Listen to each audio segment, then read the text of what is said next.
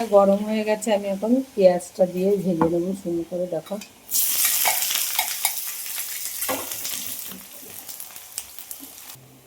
দেখো এখন আমি রসুনটা দিয়ে দেবো।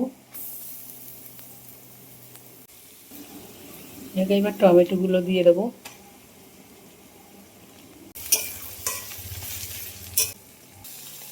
যা হলুদ নুন লঙ্কাটা দেওয়া হয়ে গেল। দেখো মশলাটা কষানো হয়ে গেছে, আমি এবার মাংসটা দেবো।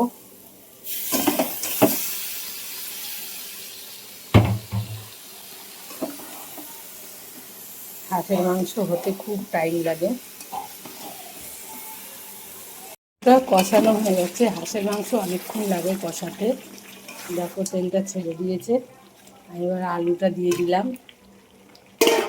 আর এখানে দেখো চই ঝাল, এটা খেতে খুব সুস্বাদু লাগে, বা যাদের বাতের ব্যথা ফ্যাথা খুব ভালো লাগে, ভালো কাজ করে এটা।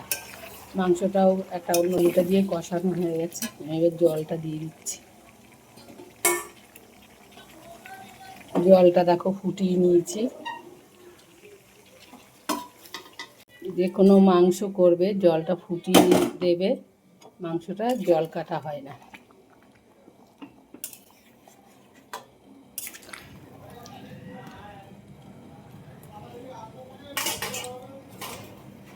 এবারে আমি ঢেকে দেবো।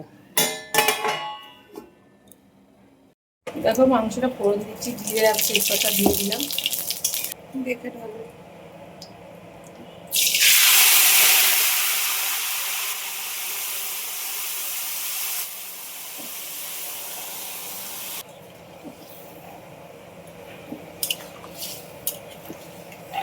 তো দেখো মাংসটা হয়ে গেছে। হাঁসের মাংস ঝোল করলে ভালো লাগে না, দেখো কষা কষা করেছি। দেখো আজকে দু রকমই মাংস হয়েছে। দেখো মাংসটা নামিয়ে দিয়েছি, হাঁসের মাংস।